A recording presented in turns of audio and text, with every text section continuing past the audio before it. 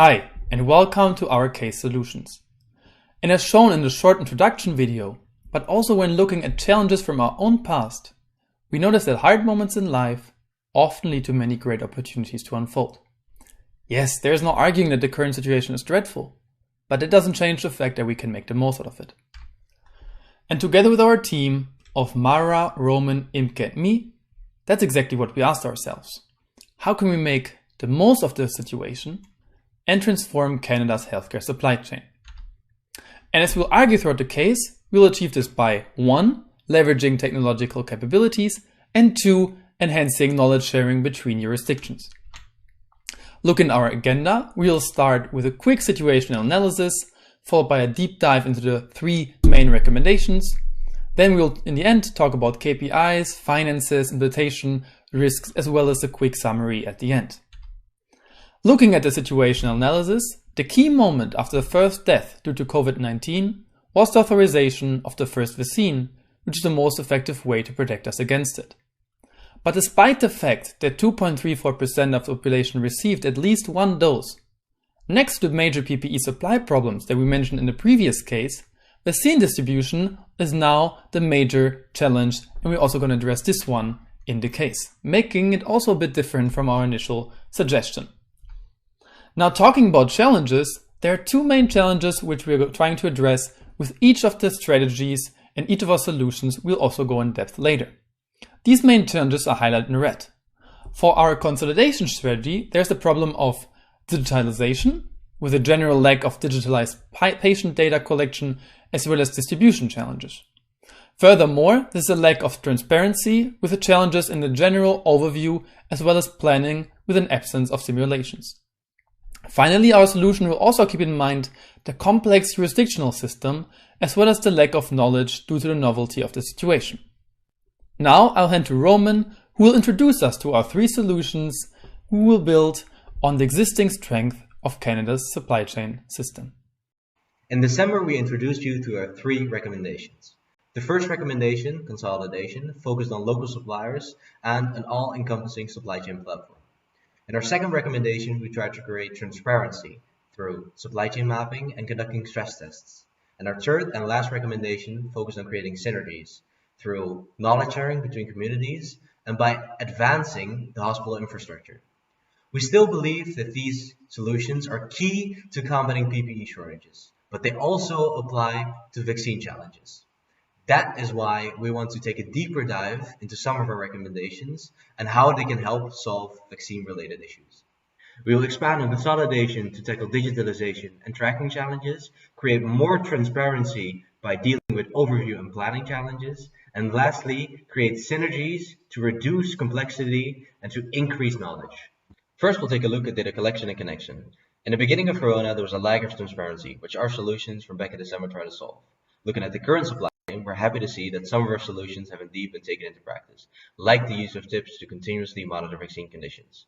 However, the distribution of vaccines is still far from transparent. A lot of care workers in indigenous communities and elderly homes still use pen and paper to record vaccine administration. We know that the efforts of Deloitte have been called upon to manage vaccine administration, but since this is still in the beginning phase, we would like to recommend the following things. Firstly, we recommend to extend COVAX-on, a system used in Ontario to administer vaccinations to elderly homes and indigenous communities countrywide to ensure an automated cycle of communication. On top of this, we also recommend to leverage the existing logistical partnership and to consolidate this data with the data from COVAX-on. Subsequently, turning this data into a blockchain will ensure security. Access to confidential information by people that do not need to see this can be prevented by using a hybrid blockchain, which is a blockchain that is made up of a private one and a public one. Thank you, Roman. When it comes to preventing disruption, transparency along the supply chain is crucial. We are currently facing many complex and unfamiliar factors. Especially the vaccine, being a highly perishable good, requires strong supply chain processes. Time is our most crucial asset when it comes to combating corona, and therefore creating absolute transparency is vital. Through supply chain mapping of suppliers, manufacturing plants, distributors, and other elements, it allows us to turn our supply chain into a digital twin. We can optimize transportation as well as supply chain master planning. We can anticipate supply chain risks and integrate all this into supply chain simulations that make it possible to test what-if scenarios and anticipate on disruption along the supply chain. Let me introduce you to our third strategy, the synergy strategy. This specifically focuses on shareholder engagement and connects all jurisdictions on one main knowledge-sharing platform, CoCare. CoCare is integrated on the Shared Health 2.0 platform, which makes it easy to adopt. Not only does the platform combine strength from both centralized and decentralized jurisdictions by allowing them to share their knowledge, it also integrates the indigenous communities, which have been fairly successful in combating the virus. In our presentation in December, we've previously introduced the CoCare platform. As we all know, a lot has changed since then. However, the knowledge sharing and management might be more relevant now than ever. When Dr. Michael Perry, the chair of infectious disease at Stanford Health, was asked how this vaccine was developed so quickly, he said, "Amid a global pandemic, time is a luxury the world cannot afford. Researchers quickly mobilized to share their coronavirus data with other scientists. And when they share their knowledge so fast, they actually produce the fastest vaccine ever." However, knowledge management is not just relevant when making a vaccine. On the short term, the platform can be used to share effective vaccination procedures. Moreover, by sharing knowledge about side effects, these can be more accurately treated and prevented. Finally, CoCare can coordinate current and upcoming patients by sharing real-time updates. Now that we've introduced our strategies, let's look at the performance measures. For our first consolidation strategy, it's important to measure the increase of engagement with the platform, as well as the minimalization of human errors. Secondly, the success of our transparency strategy will be measured by the time to recover and time to survive. If time to recover is shorter than time to survive, that means your supply chain is resilient enough to withstand disruption. For the final strategy, it's important to consider value rather than cost. As I'll explain to you in a second, this strategy will actually cost a fair bit of money. However, the benefit cannot be measured in absolute values. Besides saving time, the platform will save lives. When all jurisdictions can work together to combat the virus, Canada will benefit as a whole. Now, let's look at our finances and the funding model. The three strategies combined have a total cost of just over 24 million. With total savings of 68.7 million, this gives us a return of investment of 1.847. As our savings always exceed the spending, we do not need a funding model. For a complete overview of our calculations, you are welcome to consult our executive summary. When it comes to implementation, we have to keep in mind that our strategies mainly focus on the short and medium term. For the first strategy, a successful rollout is most crucial.